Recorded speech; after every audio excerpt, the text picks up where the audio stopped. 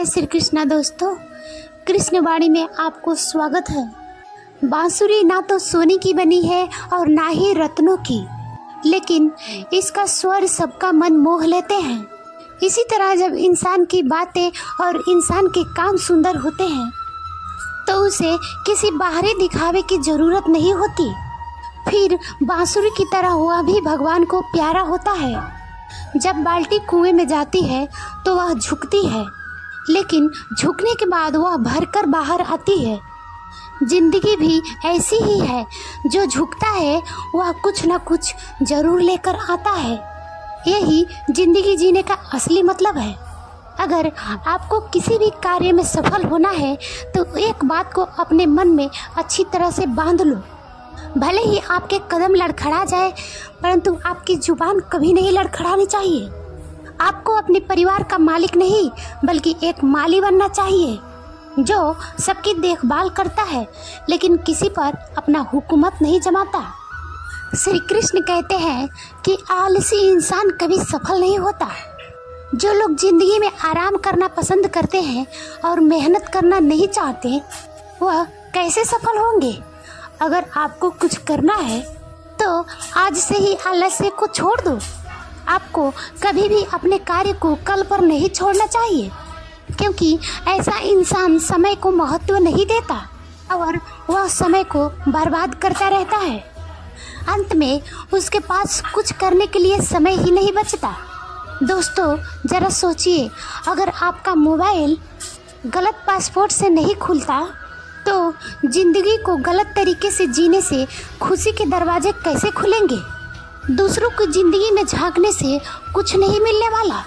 ईश्वर कहते हैं, मुझ पर भरोसा करो, आपकी जिंदगी में भी बहुत कुछ है जो आपको इंतजार कर रहा है। अपनी जिंदगी में झांक कर तो देखो। श्री कृष्ण कहते हैं, वह किसी की किस्मत के रचयिता नहीं है। इंसान अपनी खुद की किस्मत अपने हाथों से लिखता है।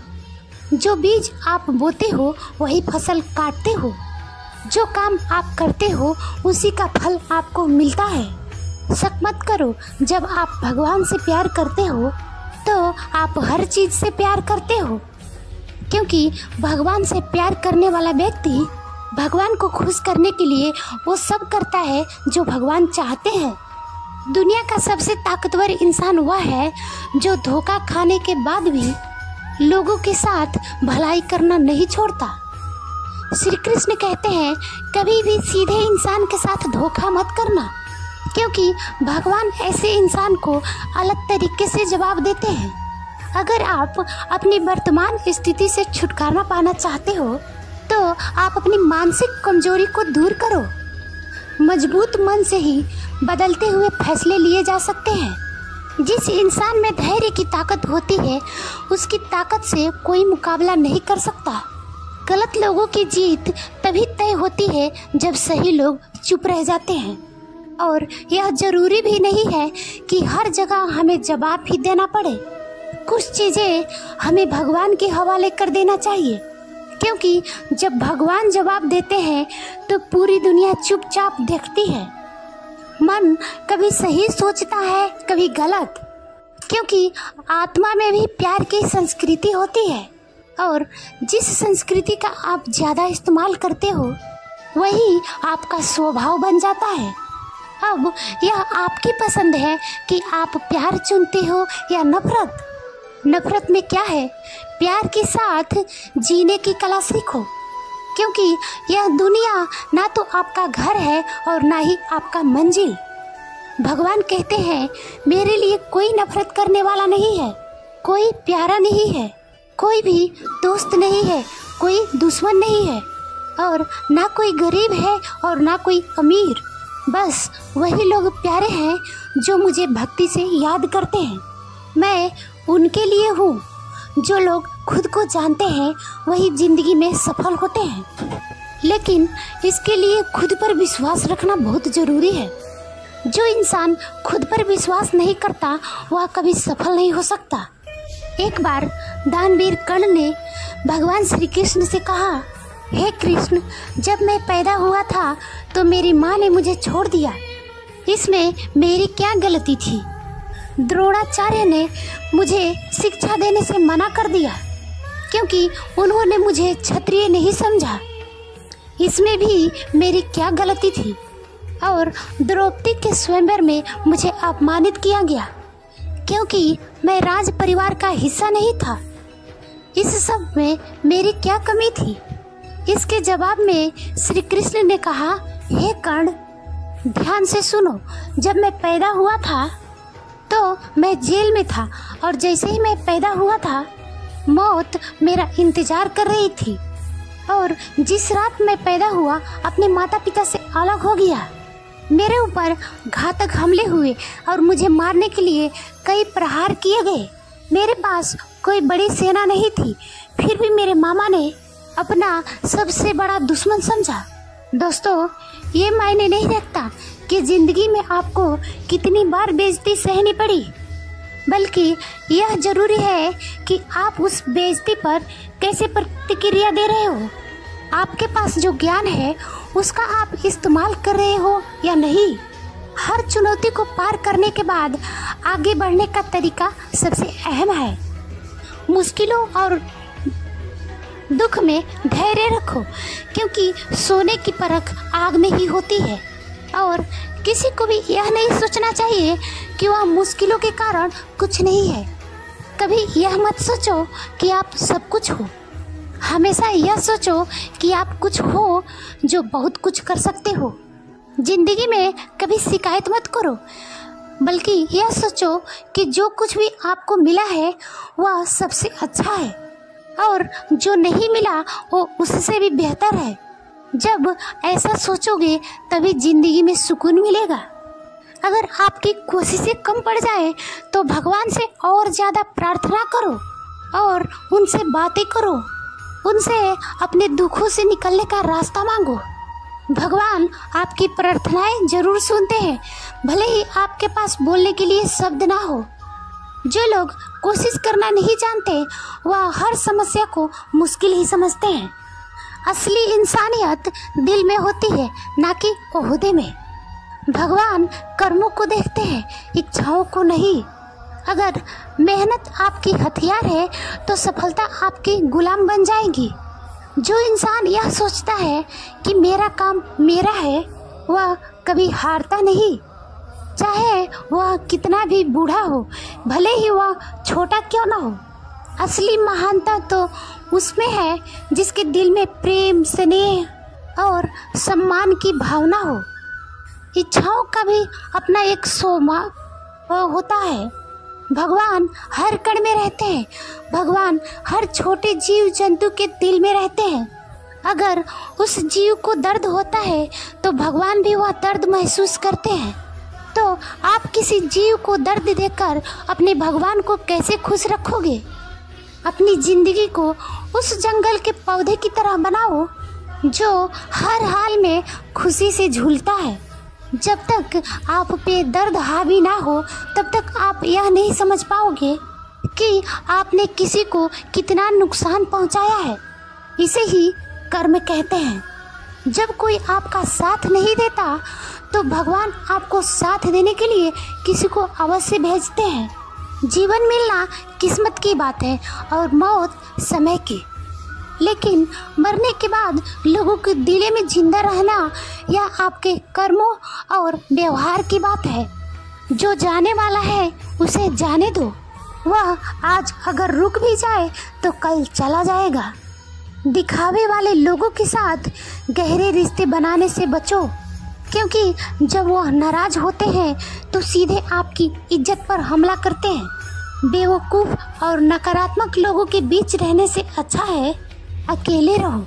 सब कुछ किताबों से नहीं सीखा जाता। कुछ कड़वे लोगों से भी बहुत कुछ सीखने को मिलता है। सिर्फ वही लोग गलतियां करते हैं जो मेहनत करते हैं, वरना कई लोगों की जिंदगी दूसरों की बुराई ढूंढते ढूंढते खत्म हो जाती है। आप चाहे जितनी ही समझदारी से बात करो, लेकिन सुनने वाला अपनी समझदारी के हिसाब से, अपनी सोच के हिसाब से ही सोचेगा और उसके हिसाब से ही मतलब निकालेगा। यकीन मानो वह जो भी गलती आपने की होगी वह उसे भी याद रखेगा। बस उसका मतलब समझने का दिन आने दो। यह हमेशा याद रखो, जो आपको मुश्किलों से निकालता है उस इंसान से ज़्यादा महत्वपूर्ण है जो आपको मुश्किलों में डालता है। परेशानियों में धीरज, सफलता में दया और संकट में सहनशीलता एक बड़े इंसान की पहचान होती है। हमें यह तय करना होगा कि हमें क्या करना है और कैसे करना है। इसके लिए सबसे पहले यह जानना बहुत ज़रूरी है कि हम कहाँ हैं और हमें कहाँ जाना है। अगर आप में हिम्मत है तो चुनौतियों को स्वीकार करो, सफलता आपकी कदम चूमेगी।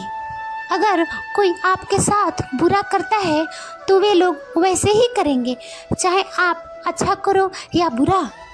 हमेशा शांत रहो, अपनी ज़िंदगी जियो और काम करो। अगर आपकी मौजूदगी से कोई अपनी परेशानियों को भूल जाता है तो यही आपकी मौजूदगी की अहमियत है। खुशियाँ कहीं भी बांटी जा सकती है, लेकिन दर्द को व्यक्त करने के लिए एक खास इंसान की ज़रूरत होती है। अगर आपकी समस्या जहाज की जितनी बड़ी है तो यह मत भूलना कि ईश्वर की कृपा समुद्र के जैसे विशाल है। हम सोचते हैं कि खुश रहने के लिए बहुत कुछ इकट्ठा करना पड़ता है, लेकिन असल में खुश रहने के लिए बहुत कुछ खोना पड़ता है। हमारा अनुभव यह कहता है कि इंसान, चाहे कोई भी जीव, अपने भाग्य का निर्माता वह खुद है और उसका भाग्य उसी के कर्मों का अनुसार बनता है। सबसे भाग्यशाली वह होते हैं जिनके पास खाने के साथ भूख होती है, बिस्तर के साथ नींद और दौलत के साथ पहचान, धर्म के साथ वीरता और मजबूत इच्छा शक्ति वह हथियार है जो आपकी सोच और क्षमता में अद्भुत बदलाव ला सकती है। सकारात्मक सोच सफलता की ओर लेकर जाती है और नकारात्मक सोच असफलता की ओर। हम ऐसा इसलिए कहते हैं कि हम वही बन जाते हैं जो हम सोचते हैं, और हमारे विचारों के जरिए हमें नकारात्मक और सकारात्मक परिणाम मिलते हैं। इसलिए हमेशा अपनी सोच सकारात्मक रखिए। इंसान ही एकमात्र प्राणी है जो काम करता है, इसलिए काम करना हर इंसान की जिम्मेदारी है और धर्म भी है। जो इंसान काम करता है उसे कर्मवीर कहा जाता है। इसलिए बेकार बैठने से अच्छा है कि हम कुछ कर लेते हैं। खुद को कभी खाली मत होने दो, क्योंकि लोग खाली डिब्बे को हुई कूड़ेदान में फेंकते हैं। जरा सोचो, जब जन्म और मृत्यु भगवान की इच्छा से ही होते हैं तो इन दोनों के बीच की व्यवस्थाएं हमारे इच्छा के अनुसार कैसे हो सकती है। जब हम जिंदगी में कुछ बुरा कर रहे होते हैं और सोचते हैं कि हम किसी और के लिए कर रहे हैं तो यह हमारी गलतफहमी है। असल में हम अपने लिए ही कुछ बुरा कर रहे हैं, क्योंकि हमारे किए गए कामों के अंतिम परिणाम हमें ही भुगतनी पड़ती है, और जैसा ही हम बीज बोते हैं वैसे ही फल काटते हैं। इसीलिए हमें अपने बुरे कार्य को त्याग देना चाहिए। जैसे आप अपने मल मूत्र को त्याग करते हो वैसे ही आप बुरे कार्य को त्याग दो, कि जैसे आप अपने मल मूत्र से खुद बदबू देने लगोगे वैसे ही एक दिन अपने बुरे कार्यों से भी आपका शरीर बदबू देने लगेगा। श्री कृष्ण कहते हैं कि अगर तुम्हें याद नहीं है कि चाबी के गुच्छे में कौन से चाबी ताला को खोल सकती है और तुम ताला खोलने की कोशिश करते रहते हो लेकिन वह खुलता नहीं, तो ज़्यादातर लोग ऐसी स्थिति में अपनी उम्मीदें खो देते हैं। उन्हें लगता है कि चाबी कहीं खो गई है और वह परेशान और गुस्सा हो जाते हैं। लेकिन उस समय धैर्य रखना बहुत ज़रूरी है, क्योंकि गुस्से की आखिरी चाबी भी ताला खोल सकती है। इसीलिए जीवन में जब भी कुछ ऐसा हो, अगर आप हिम्मत हारने लगो, मुझे क्या करना चाहिए समझ नहीं आए, तो इस कहानी को याद करना। एक राजा को सभी राज्यों के आसपास के लोगों से बहुत अच्छी दोस्ती थी। सब लोग उसके पास लगातार आते जाते रहते थे। इसलिए सभी राज्यों से उनके लिए कुछ न कुछ आता रहता था। कभी वह गहने भेजते थे, तो कभी खाने की चीजें, तो कभी कपड़े। वह हमेशा कुछ न कुछ भेजते रहते थे। एक दिन उस विदेशी मेहमान उसके दरबार में आया और जाते समय राजा की मेहमान बाजी से खुश होकर उसने एक उपहार दिया। उसे एक खास पत्थर, राजा को वह पत्थर बहुत पसंद आया। राजा ने अपनी मंत्री से ऑर्डर दिया कि उस पत्थर को भगवान की मूर्ति बनाई जाए। राजा चाहता था कि वह पत्थर से बनी मूर्ति उसके मंदिर में स्थापित किया जाए। राजा के अनुमति मिलने के बाद मंत्री ने ठीक वैसे ही किया। वह मंत्री 6 मूर्तिकार को बुलाया और उसे वह पत्थर दिया और कहा कि इससे भगवान की एक सुंदर मूर्ति बनाओ। इसके बदले में तुम्हें जो चाहिए वह सब मिलेगा और तुम्हें 100 सोने की सिक्के भी दिए जाएंगे। यह सुनकर मूर्तिकार बहुत खुश हो गया। उसे सारी चीजें और औजार दे दिए जाते हैं। फिर वह पत्थर पर काम करने लगता है और उसे मारने लगता है ताकि एक अच्छी मूर्ति बना सके। कई बार मारने के बाद भी पत्थर नहीं टूटता है। उसने लगभग 50 बार पत्थर को मारा, लेकिन वह नहीं टूटा। आखिरकार एक बार फिर मारा, फिर भी पत्थर नहीं टूटा। वह कहता है कि अब यह काम मुझसे नहीं होने वाला। अरे, जब इस पत्थर ने इतनी चोट खाई है और फिर भी यह नहीं टूटा, तो अब यह कैसे टूटेगा। अब वह पत्थर मंत्री को वापस देता है और कहता है, माफ कर दो, इसकी मूर्ति नहीं बनाई जा सकती। लेकिन किसी न किसी तरह राजा के आदेश पर मूर्ति तो बनवानी ही थी। मंत्री उस पत्थर को साधारण शिल्पकार के पास लेकर जाते हैं और मूर्ति बनाने को कहते हैं। और जैसे ही वह शिल्पकार पहली बार पत्थर पर हथौड़ा मारता है, पत्थर टूट जाता है। पत्थर टूटता है और उसकी मूर्ति बन जाती है। उसने मूर्ति बनाई और उसने मंत्री को दे दिया। बदले में उसे मंत्री ने 100 सोने की मुहर दी। अब जब वह मंत्री राजा के पास से जा रहा था, तब वह सिर्फ एक ही बात सोच रहा था कि अगर पिछले शिल्पकार ने एक आखिरी कोशिश की होती, तो यह सोने की मुहर उसकी हो जाती। यह कहानी हमें यह सिखाती है कि कभी कभी हम बहुत मेहनत करते हैं, लेकिन फिर भी काम अधूरा छोड़ देते हैं, यह सोचकर कि अगर अब तक नहीं हुआ तो आगे भी नहीं होगा। शायद यह मेरे लिए नहीं है, यह मेरे किस्मत में ही नहीं है। सिर्फ इतना ही नहीं, हम यह सोचते हैं कि हम यह नहीं कर पाएंगे, लेकिन सच तो यह है कि एक बार और कोशिश करनी पड़ती है।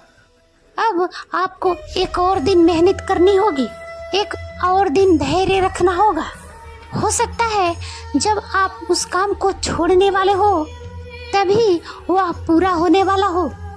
बिल्कुल अगली बार यह हो जाएगा, पर हम हार मान लेते हैं। अपने लक्ष्यों से, अपने प्रियजनों से, अपनी जीत से हम हार मान लेते हैं। दोस्तों, अगर आपका काम थोड़े समय के लिए नहीं होता, इसका मतलब यह नहीं है कि आप छोड़ दें और आप हार माने।